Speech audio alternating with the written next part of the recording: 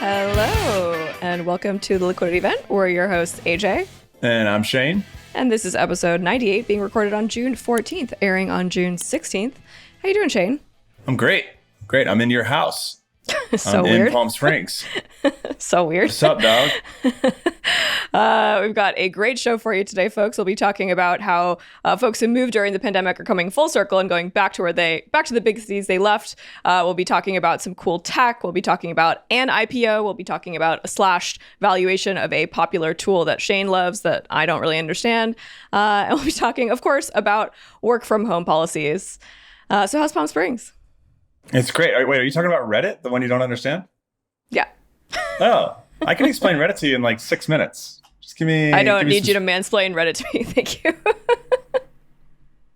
Okay. I don't know how else to explain things while being a man. Things are great. I love your house. I'm doing my best to not scuff my shoes on the floor here and not to leave long blonde hairs in the shower. But you got a fantastic pool. Love posting Instagram thought photos from the pool. Try to post some thirst traps from your pool this week. Yeah, having a good time, having a great time.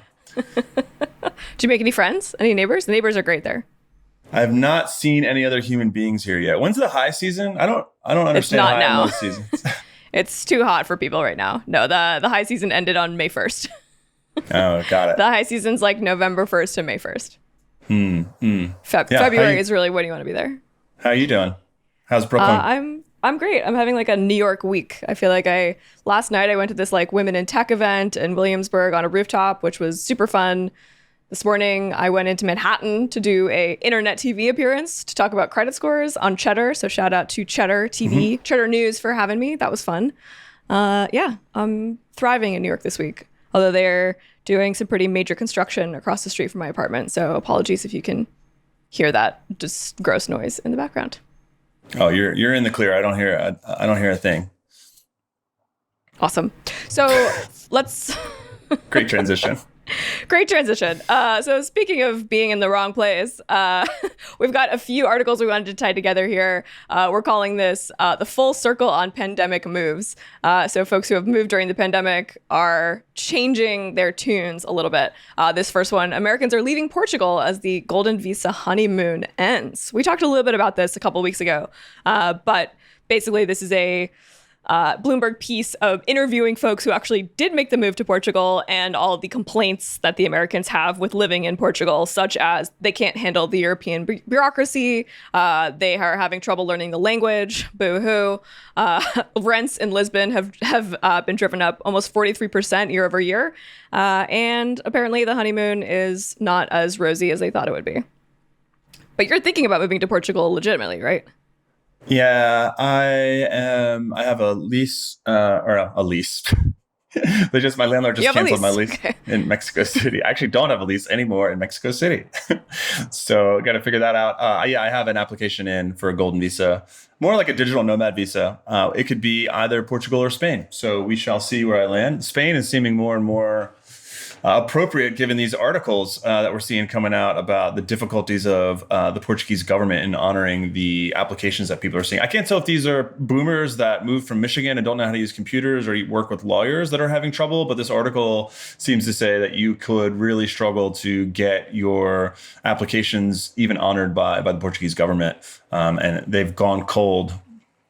Yeah, there were two. One person was complaining about, they moved outside the city and they could drive to work and they couldn't get a driver's license after 2 years. That seems like a bureaucratic nightmare. And another person was saying that there wasn't an eye specialist to help them with their eye conditions. They had to come back to the States because they couldn't find a doctor. So those feel like legitimate, bitchy American things to complain about. Yeah, I couldn't deal with the person. Especially when...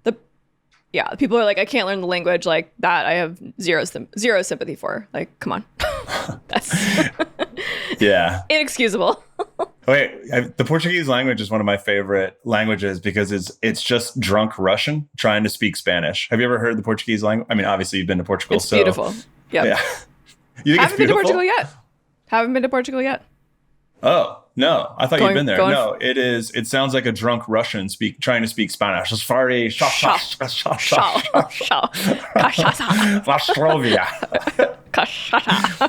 Yeah. Super fun. But yeah, so apparently Spanish speakers can pick it up really easy. Yeah, there was somebody else that was complaining that the weather is colder than they thought it was going to be. Oh no, the southern Mediterranean weather. I wonder if there's anywhere close by to Portugal that gets really warm, like the Sahara Desert.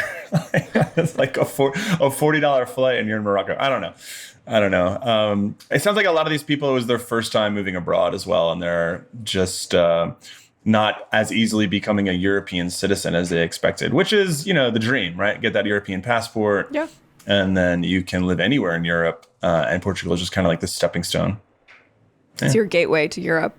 Yeah, exactly. We tell all of our clients, if you're thinking about making a big move before you go do it permanently, just go live there for a month. So you have a few weekends there, you get used to the pace of life before you make big moves. And you've done that a few times, right? You spent a couple months at places before making a more permanent move.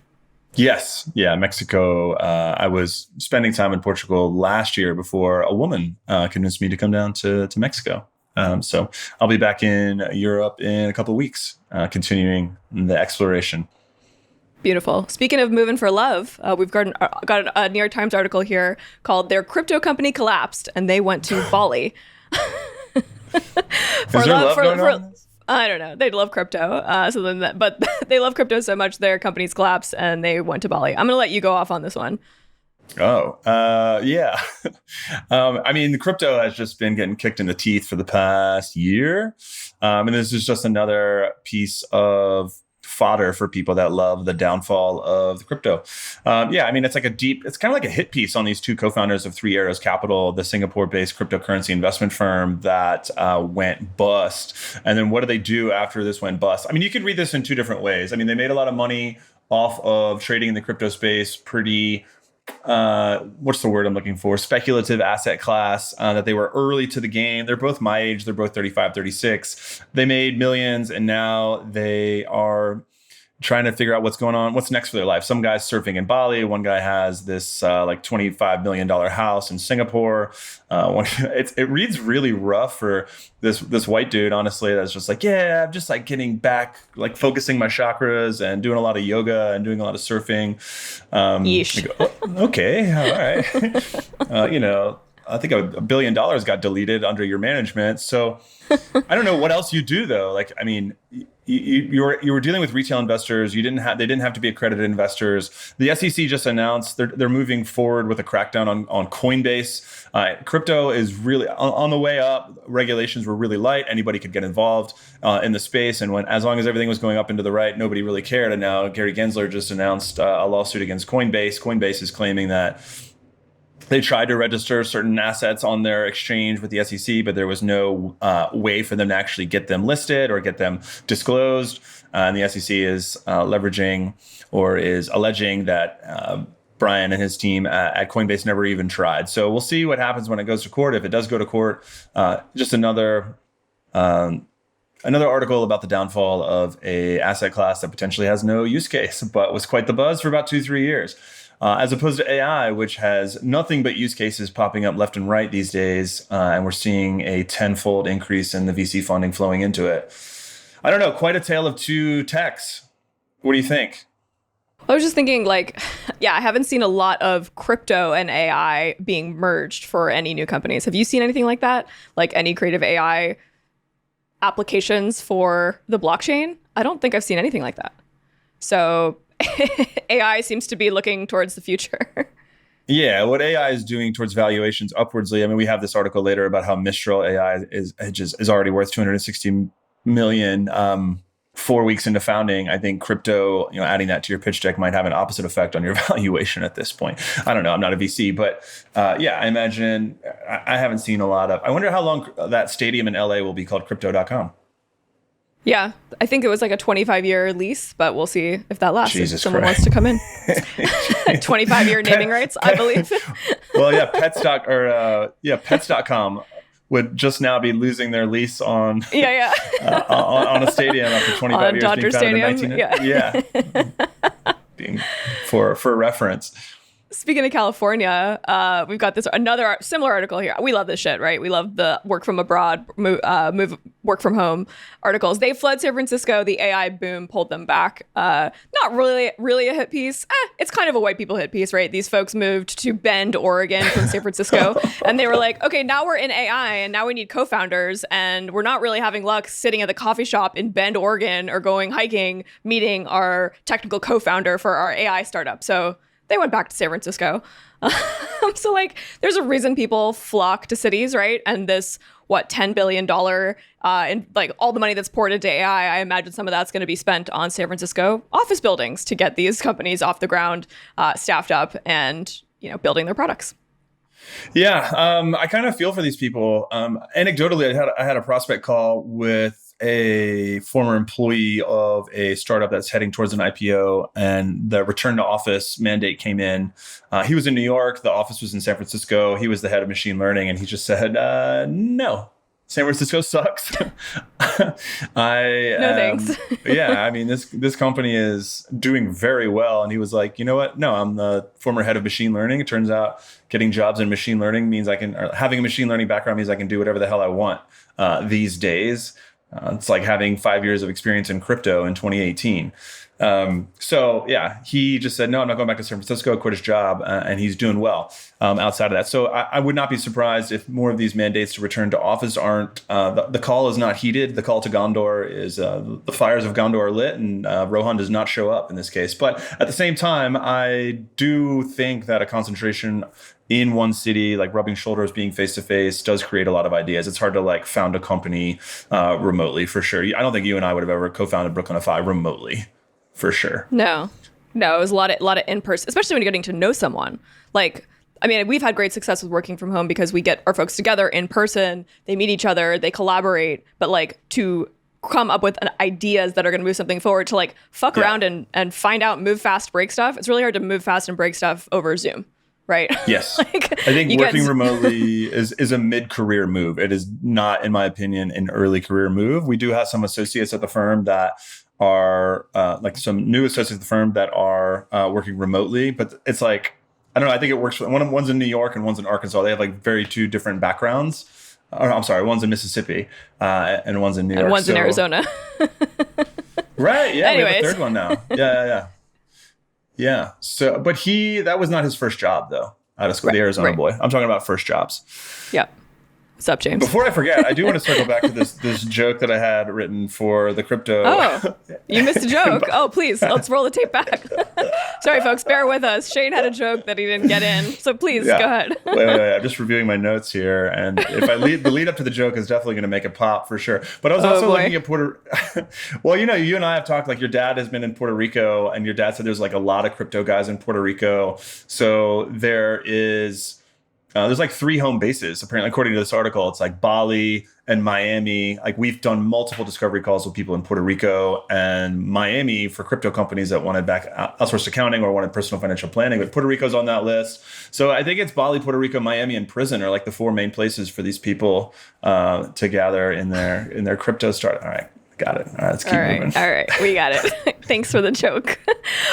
Speaking of working from home and productivity, we got this Fortune article. I'm reading the headline because I don't like the headline. The American worker productivity is declining at the fastest rate in 75 years. It could see CEOs go to war against work from home. Well, let it be said here, folks, that these co-CEOs are not going to war against work from home. We are pro work from home. We are pro flexibility. There's an economist from EY, Ernst & Young. They're one of their, it's called like EY Patagonia or something. It's like they're one of their research divisions.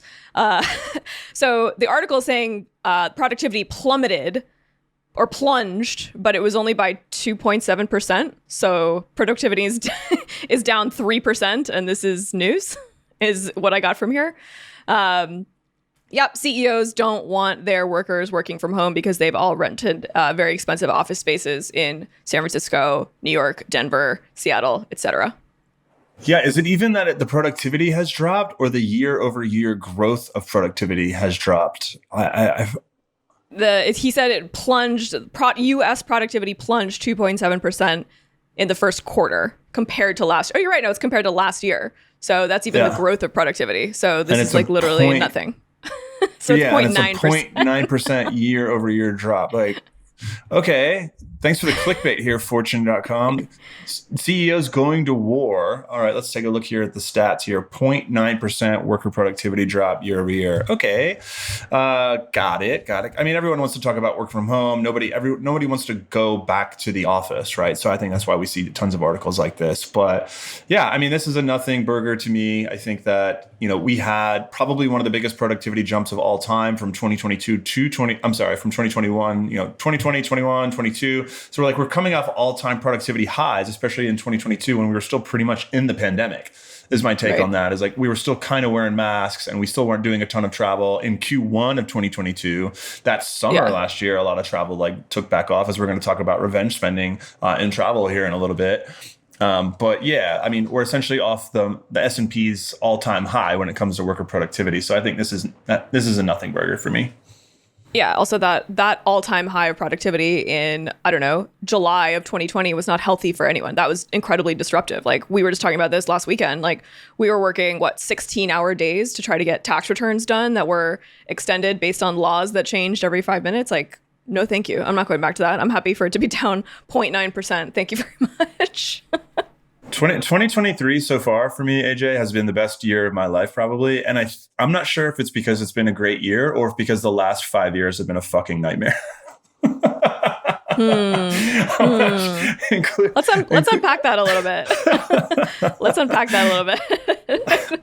Yeah, so pandemic, not so great. So let's see, there's a couple factors there. It could be getting older. It could be founding Brooklyn FI alongside myself. So Brooklyn FI ruin your life is potentially what's going on. No, that's not what I'm saying.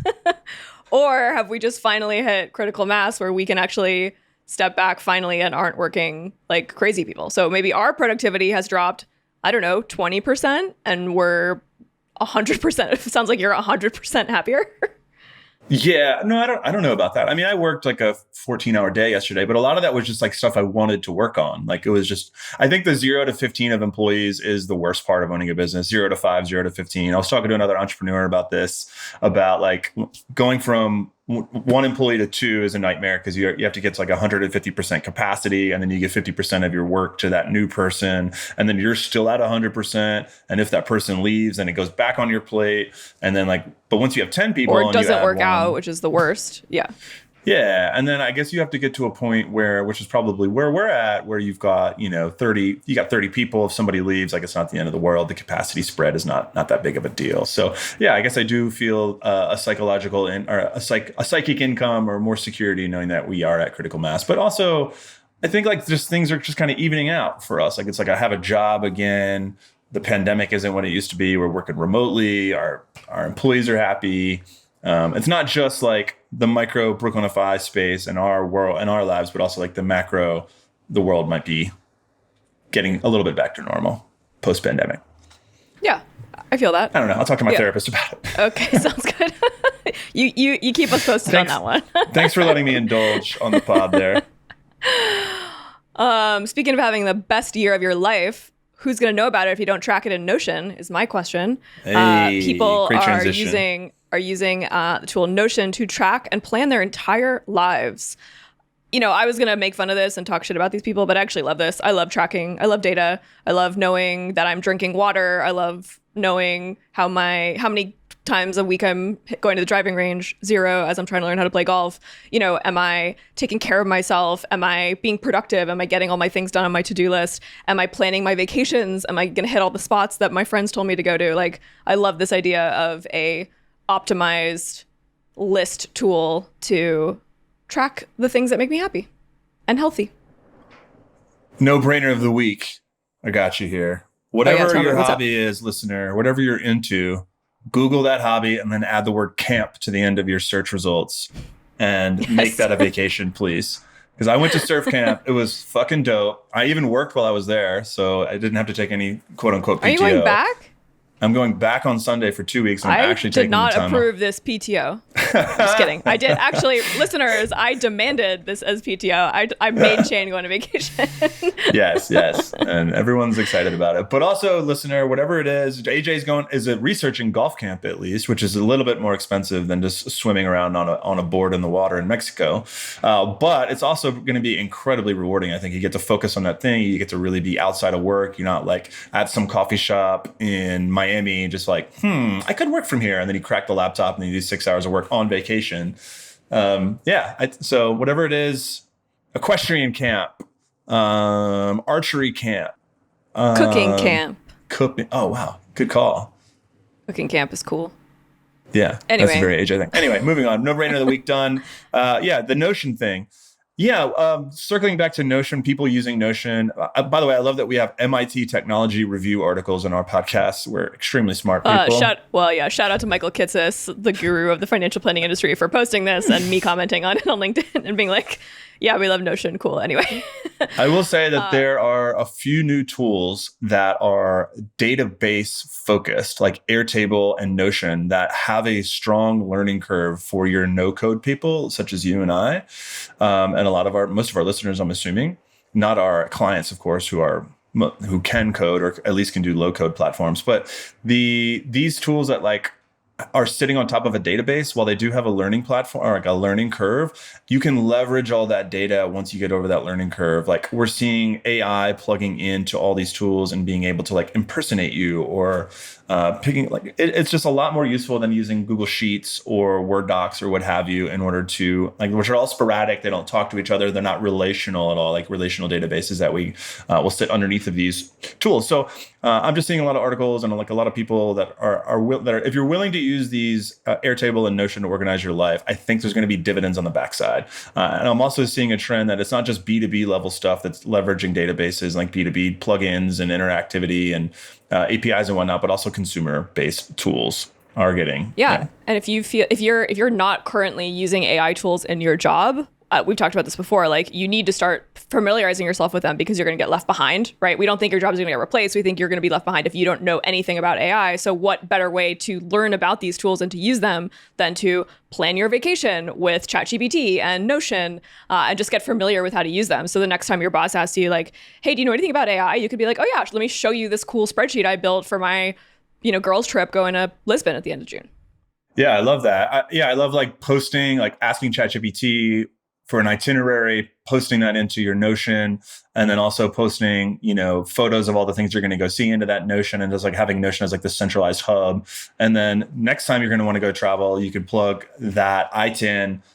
You could pull your ITIN out and say what did and didn't work. Hey, book an ITIN based on what I did and didn't like from my last ITIN, and it'll even get more customized, stuff like that. Like great leverage of prior data. Yep, love to leverage database of you. Data. Oh God. The database of AJ. Wait, quick question. Do you use Aura Ring or Whoop or any of these like personal health tracker things? I remember I got an Apple Watch. The thing you think is the biggest turn off. Ooh, I'm calling it on the podcast. Sorry, any listener that has an Apple Watch on. AJ thinks it's the unsexiest thing you can wear. I am no longer sexually attracted to you if you have a immediately. So I only wear it to sleep in, and I keep forgetting to put it on, of course. I don't even know where it is right now. Fucking Christ. Probably lost it. So no. No, I've used it like 4 times, and I love that it shows me that 20% of my night I got deep sleep. It makes me feel good knowing that. Cool. I hear that people have like sleep anxiety by not getting good enough sleep. Like they wake up and then the Apple Watch or the Aura or the Whoop is like, you slept terribly. They're like, what do you mean? I had great sleep. And then it like creates this like compounding effect of like being nervous about not sleeping well. So that sounds like my personality. So I'm going to go ahead and not track my sleep. That sounds like something that I would become afflicted with. Very much your personality. Anxiety about not being a high performing sleeper, which I already have. Well, yeah. I mean, I don't know. Like, it would be nice to kind of try to fit, because what impacts your sleep is personalized to you, whether it's watching the sun go down hits all of those circadian rhythm things, or not eating 3 hours before you go to bed, or not drinking, or whatever it is. Like, I do think that stuff is, or not exercising within 3 hours of going to bed. So I think that you need one of those things in order to track your sleep post those impacts, those causal effects or whatever. I'm not a scientist, so I don't know. I know I'm no scientist, but I know that drinking is bad for sleep, and yet I continue to drink. So therefore, I am my own worst enemy. I think the last sip I had before bed last night was a martini. just a little tipple before slip away. You enjoying my liquor cabinet too? Anyway, folks. No, is that the... Speaking of martinis, the Reddit C-suite is not having martinis because Fidelity just decreased their valuation of their stake in Reddit by 41%. So Reddit was poised to go public in 2021, didn't. They've been thinking about an IPO in 2023, but they're having some trouble. There was actually a Reddit strike on Monday. Do you want to tell us what's going on with Reddit? Yeah, so... I thought about doing a ton of research on this because I do use Reddit, and then I decided not to. I will tell you what I do know. So I guess there's like an official Reddit app, and all of these people and the official app is always the worst version of an app, right? Like whether it's Twitter or Reddit or, I mean, I guess Instagram is the only one where people have not gotten access to not the only one, but an example of one where people usually just use Instagram. I don't know. Yeah, but you need link in bio, and you need all these other things. You need all these other third-party apps to use Instagram properly. So that's like a good example. Yeah, so Reddit and its push towards an IPO has shut down all the third-party apps. So I guess there's one called Apollo maybe, and the CEO like did not stick the landing when he had made all these announcements. And Reddit is a very fickle community. Like it's a bunch of, I will say, internet native people, and we all know how fickle they can be and how upset they can be and how lack of loyalty there is when you're anonymous. But Reddit's been around like 12, 15 years at this point. Like it's time to go public. It's time to tighten up. They've done some layoffs. They're shutting down third-party apps in an effort to make sure that all the revenue gets pointed at the app. Did they shut them down, or they're just charging for access to the API? I think it's a mixture of shutting down third-party apps and then also charging for API access for other apps. Okay. So on June 12th, 2 days ago, a lot of these subreddits, they have like moderators that are volunteers. And there's lots of jokes about how these people that volunteer to moderate on the internet are not your most extroverted people on the app. So they decided to shut down their apps, their mods for that day, or their subreddits for that day, which is essentially like a forum on that platform. Cool. So it went dark. There was like no content on Reddit for one day, which was an illusion of control. It was like essentially a digital strike. Did you miss it? Did you feel the effects of this? I was like, oh, rats. And I opened Instagram. Yeah. Okay, cool. Right. Yeah. So, yeah. Speaking of opening Instagram, did you know that Amazon is in talks to offer a low-cost or free mobile service to Prime customers? Amazon has entered the chat. Watch out, T-Mobile and Verizon, Cricket, who are also the other big wireless players here. Amazon's going into the mobile space. I think this is great for consumers. Amazon's only going to get bigger. They're really good at rolling shit out, and I'm long on this. I think this is cool. Let the flywheel fly, baby. Let's bring down prices in the healthcare and the cell phone space. There has not been any innovation in the cell phone space. It's still hard to get service in a lot of people's houses. I struggle to get cell phone service in my house, which is insane in the middle of a downtown area. And yet the prices go up for these services. So yeah, bring it in. Yep. Let Amazon be the JetBlue of mobile. Let's do it. I want to end with some Pixie Dust. I'm going to sprinkle some Pixie Dust on this podcast. We've got a Japanese company called Pixie Dust filing a pretty small IPO. They're raising $19 million here in the US. They are aiming to create technology. They have this patented technology called wave technology that I don't quite understand, but I love the name. And they are partnering with researchers at a Japanese university, the University of Tsukuba, to commercialize this technology. I have no idea what the tech does. They're raising a little bit of money here in the US, but I look forward to look forward to hearing more from Pixie Dust. Thanks for tuning in this week, folks. Bye. See you next week.